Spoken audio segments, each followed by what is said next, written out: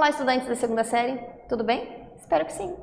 Professora Ana Carolina novamente para mais uma aula de Biologia. O tema de hoje é Sistema Reprodutor dos Mamíferos. A segunda parte, vamos falar um pouquinho sobre o comportamento sexual desses animais.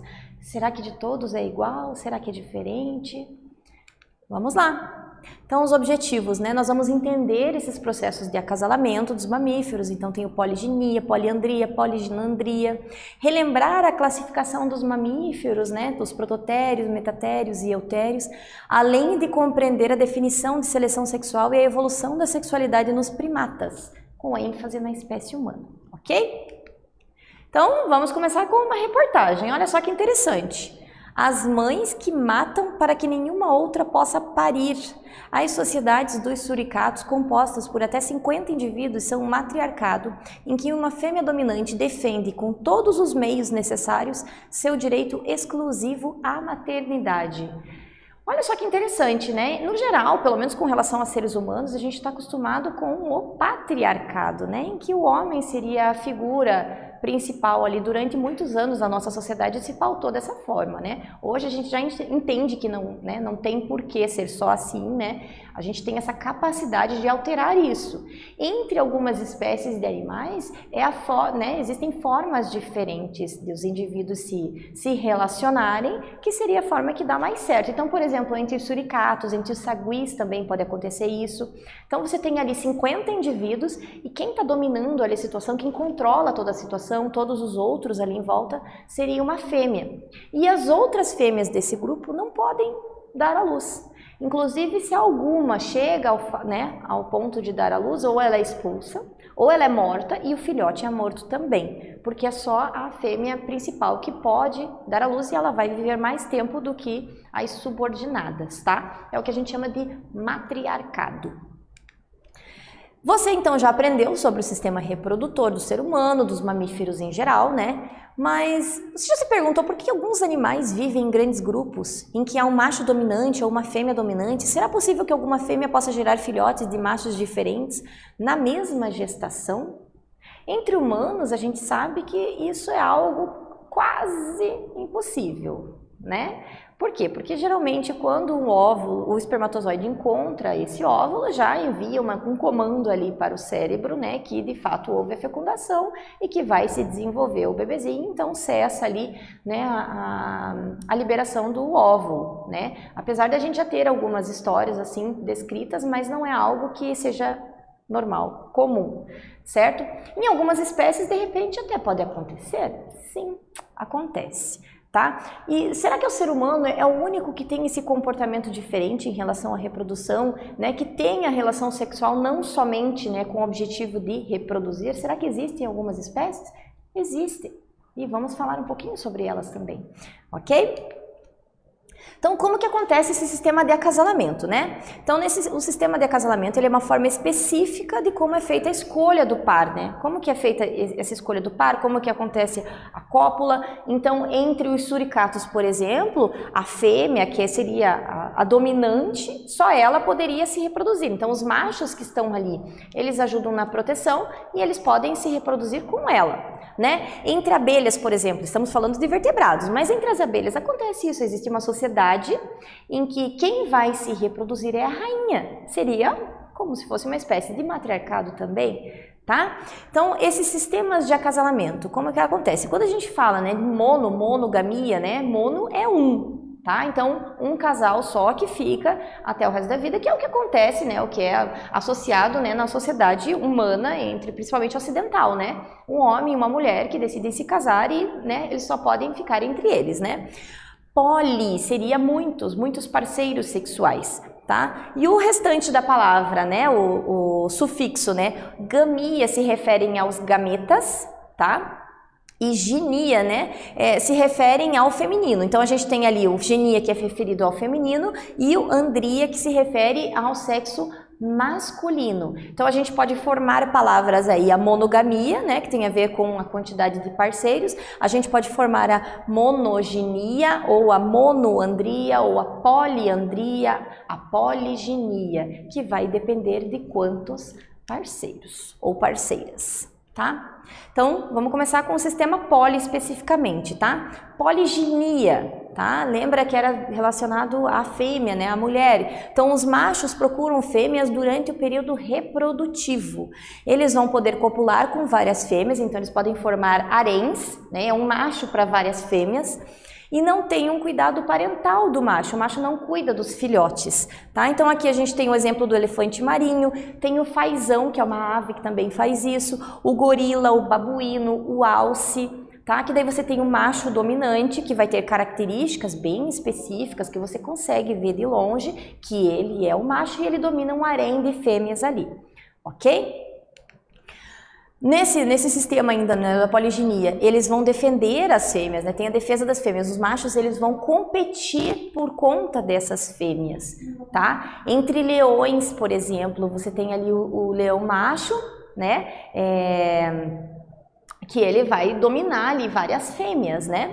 Tá? Então, as fêmeas, elas vão ser monopolizadas, serão controladas por aquele macho, tá? Então, outro exemplo aqui seria o morcego africano.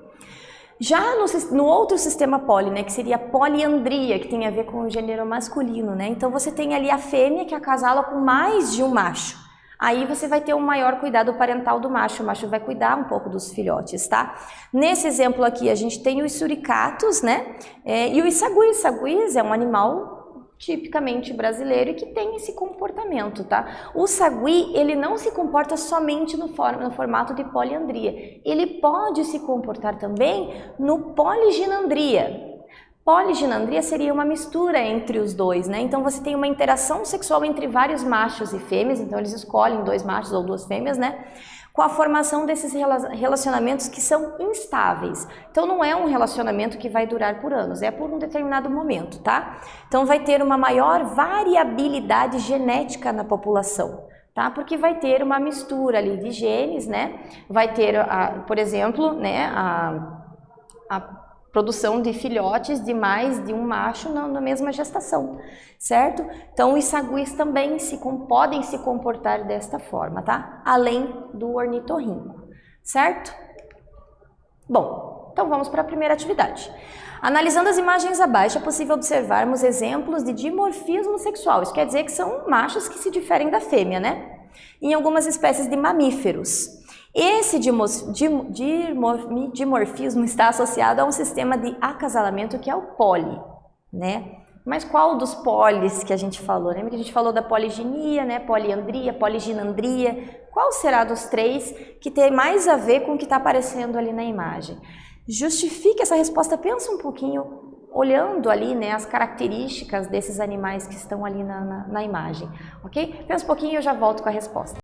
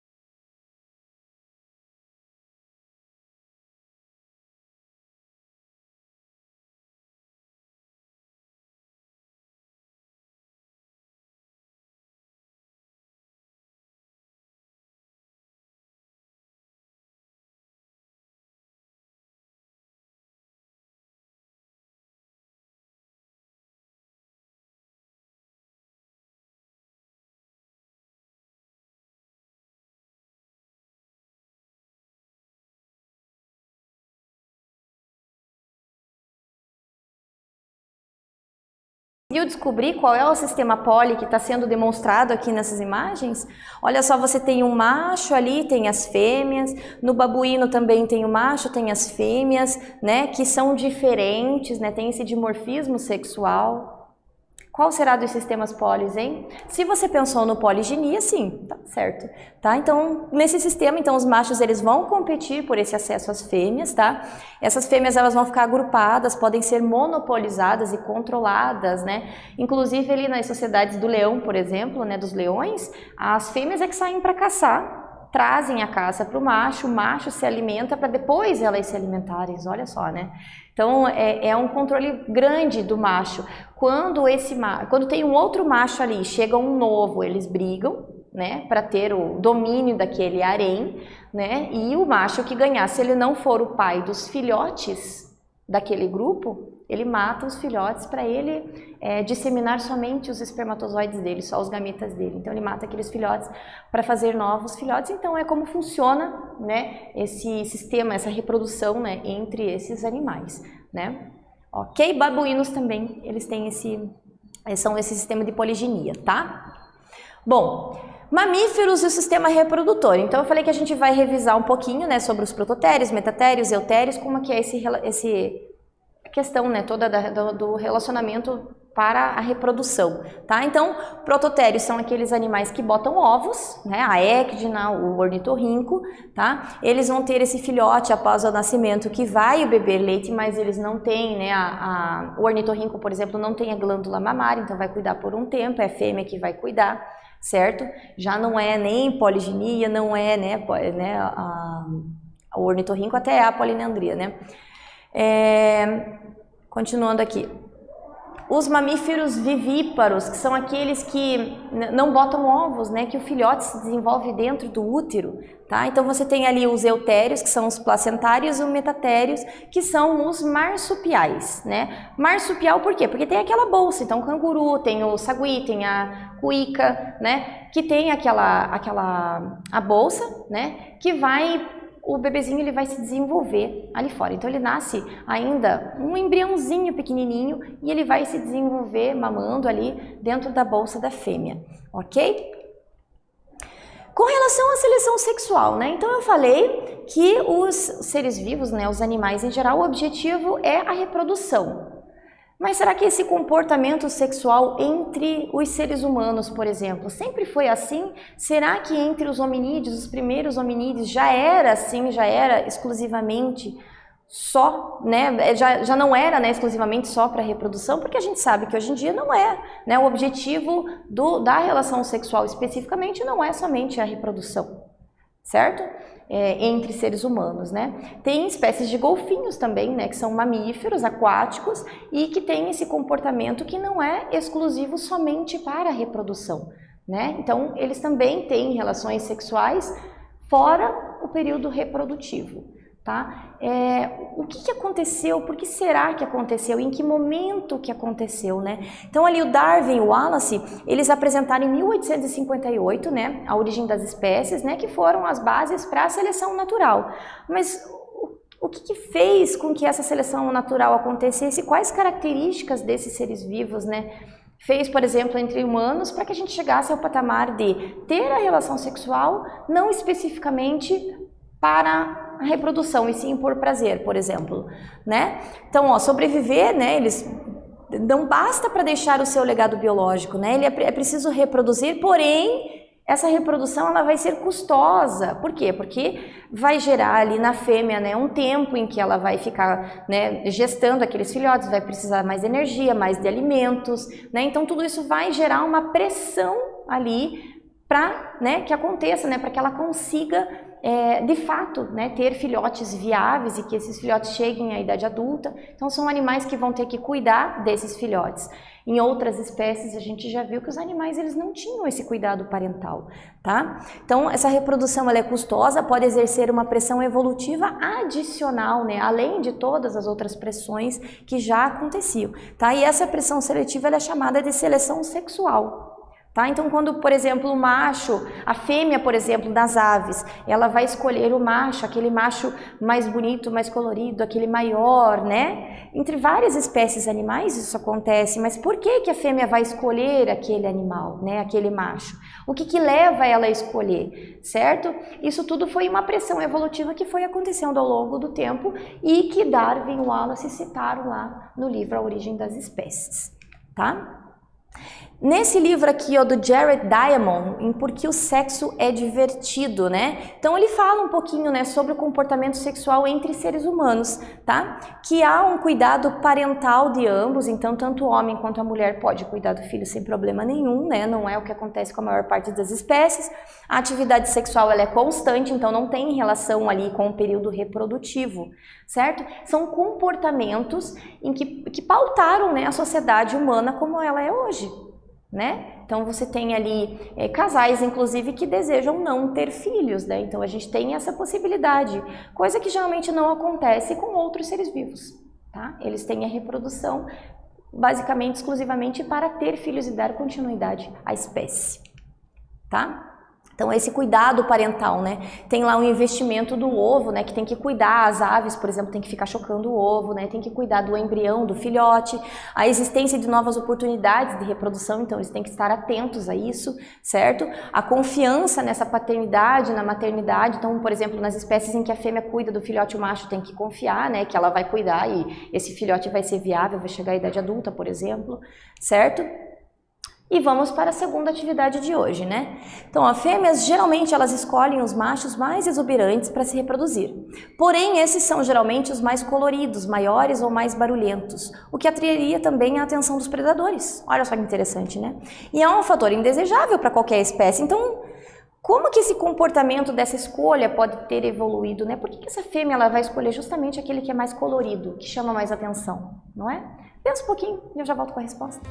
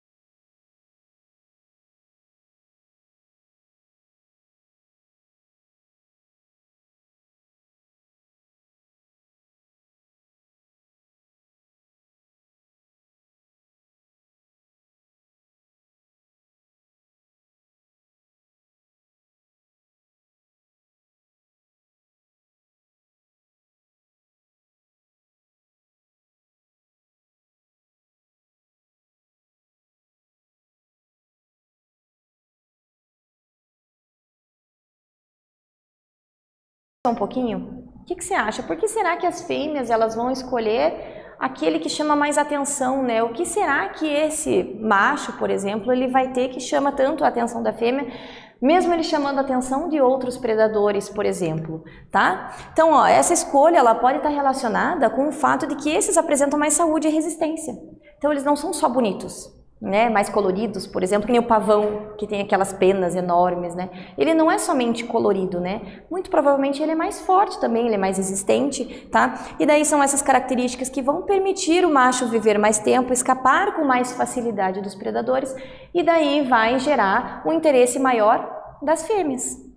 Certo? Então é por isso que, né, nessa pressão evolutiva que aconteceu, né, das fêmeas escolherem aquele macho que chama mais atenção, não é só o pelo, né, da juba do leão, por exemplo, que é mais bonita, mais exuberante, não é só isso, né? É porque muito provavelmente aquele animal é mais saudável, mais forte, né? E ela vai escolher aquele outro que seja, né, que não tenha uma juba tão exuberante, por exemplo, pode ser que não seja tão saudável, tão forte, tão resistente. E daí, obviamente, que as fêmeas não irão escolhê-los. Isso acontece entre os animais no geral, certo?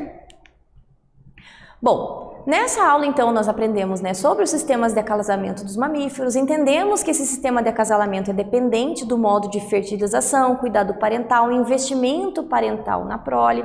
A gente comentou um pouquinho também, né, sobre essa seleção natural que aconteceu, né, de acordo com o comportamento sexual dos seres vivos, né, dos seres humanos, por exemplo, né, como que a gente chegou nesse patamar, né, de não ter a relação sexual somente, né, para ter filhotes, para gerar filhotes, né, o que geralmente acontece com outros seres vivos, ok? Eu espero que vocês tenham gostado e até breve.